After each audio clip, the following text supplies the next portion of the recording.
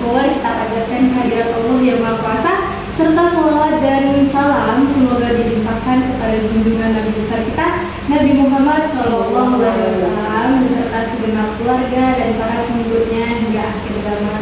Alhamdulillah Rabbil Alamin, wassalatu wassalamu ala asrofil anbiya'i wal mursalin wa ala alihi wa sahbihi ajmain, amma ba'du. Apa kabar kalian semuanya? Semoga kita selalu dalam keadaan sehat dan selalu mendapatkan tuntunan dan kasih sayang dari Allah Subhanahu wa taala. Amin. Allahumma amin. Nah, selamat datang di dalam podcast kita, podcast Telkom Berdakwah. Dengan saya Masya Ramadhani dan rekan saya Mutia Ayrika Zahra. Jadi di zaman serba online seperti sekarang ini, media sosial itu kan bukan hanya untuk tempat untuk bercerita ya, tapi juga bisa menjadi alat yang luar biasa dampaknya untuk menyebarkan kebaikan dan dakwah.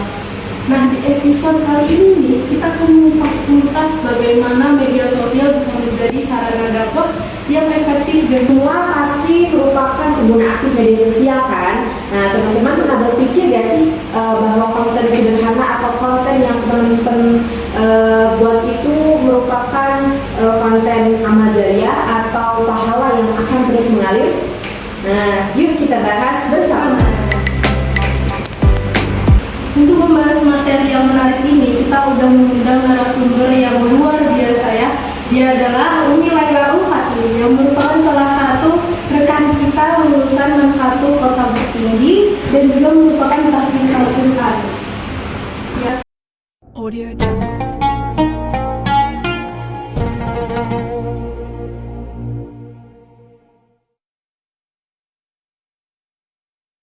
Halo Laila, apa kabar?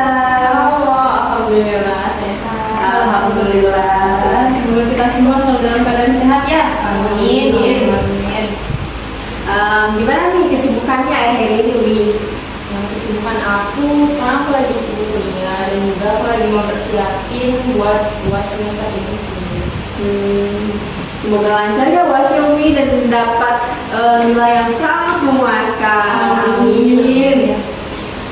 Nampaknya pembahasan kali ini kita mulai dengan pertanyaan pertama nih. Sebenarnya gimana sih pandangan Islam terhadap media sosial? Apakah penggunaannya yang dalam berdakwah itu dianjurkan? Oke. Yang kita ketahui teknologi sekarang kan udah mulai berkembang dan munculnya salah satu yang namanya media sosial. Nah, yang kita ketahui media sosial ini bisa nih sebagai alat yang mana ini bisa digunakan sebagai penyebar kebaikan bahkan penyebar keburukan.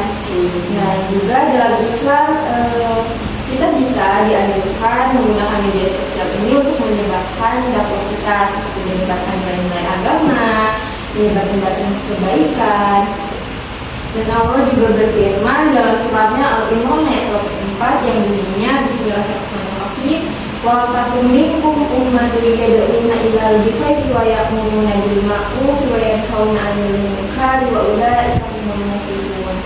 Dan yang mana isi kandungannya ini Allah memerintahkan segerombolan orang untuk menyebarkan kebaikan, yang mana kebaikan ini juga nantinya akan membawa mereka untuk menjadi orang-orang yang beruntung. Nah, di dalam surat ini bisa kita sampaikan atau kita ambil nilai-nilai yang terkandung bahwasanya media sosial ini bisa menjadi salah satu alat kita untuk menyebarkan kebaikan seperti yang diperintahkan Allah dalam surat Al-Imran ayat 104. Berarti harus dengan niat dan tujuan yang benar ya, Umi ya.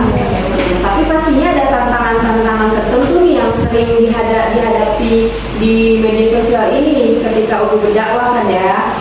Bisa sebutkan beberapa tantangan yang sering terjadi.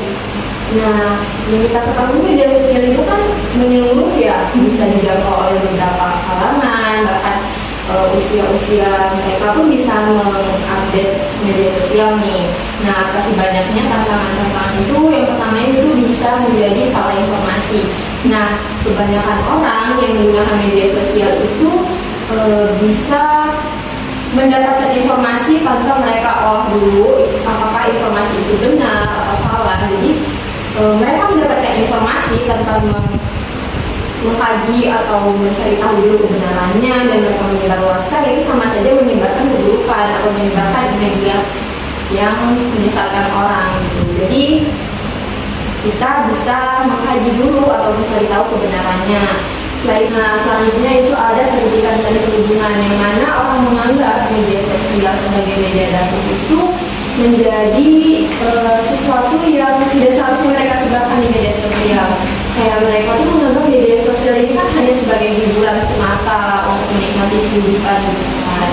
Jadi itulah tantangannya, kenapa sih media sosial itu menjadi media daring. Oke, jadi memang ya tantangan terbesar dalam dakwah di media sosial itu menjaga niat kita ya, biar kita lurus, biar kita benar.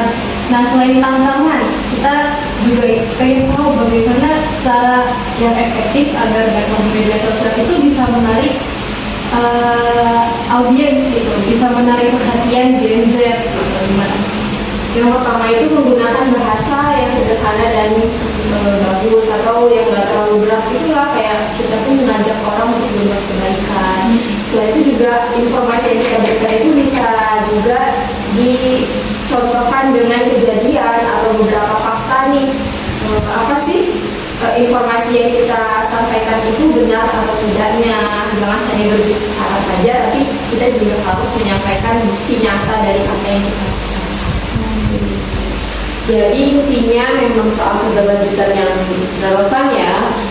Nah, adakah contoh atau figur yang menurut kalian nih bisa dijadikan inspirasi dalam berdakwah di media sosial ini?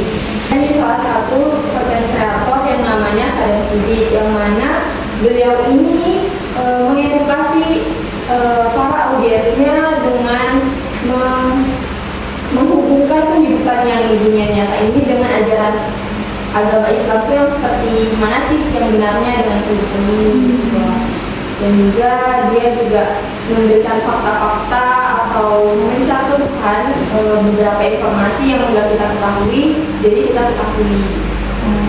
Nah, aku mau nanya nih, kan ada chat gitu biasanya itu mengenai Asmaul Husna, terus di bawahnya tuh ada caption kayak kalau tidak mengirimkan atau melanjutkan pesan ini, ibumu akan mengikuti. Nah, ini gimana tuh? Banyak sih seperti informasi-informasi kayak gitu. Sebenarnya itu cara penegakan kita itu yang harus benar. Sebenarnya informasi yang disebarkan itu nggak salah, cuman cara menginformasikannya itu yang salah. Jadi kita bisa mengambil informasinya saja, informasi yang benarnya saja, dan meninggalkan lah apa sih yang nggak seharusnya kita ambil itu nggak usah. Wah, sangat menginspirasi banget. Terima kasih banyak untuk Umi Laila atas wawasan yang sangat bermanfaat ya hari ini. Semoga kita semua bisa menggunakan media sosial dengan bijak lagi dan menjadikannya sebagai ladang untuk berpahala. Amin. Amin. Terima kasih juga sudah mengundang saya. Semoga apa yang saya sampaikan bisa bermanfaat bagi pendengar dan audiens. Amin. Nah, kita sudah sampai di penghujung acara hari ini. Jadi netizen semuanya perlu diingat bahwa media sosial itu adalah alat ya. Alat bagaimana kita menggunakannya. Itulah untuk menentukan mulai dari alat tersebut. Mari kita manfaatkan media sosial ya untuk menyebarkan kebaikan, menginspirasi, dan juga membawa manfaat yang baik bagi semua banyak orang. Semoga apa yang kita bagikan di dunia maya ini bisa menjadi amal jariah untuk kita semua. Amin. Terima kasih teman-teman semuanya telah menonton podcast kami, Telkom Berdakwah. Jangan lupa untuk follow, like, dan subscribe, dan jangan lupa di-share pada episode kali ini agar menginspirasi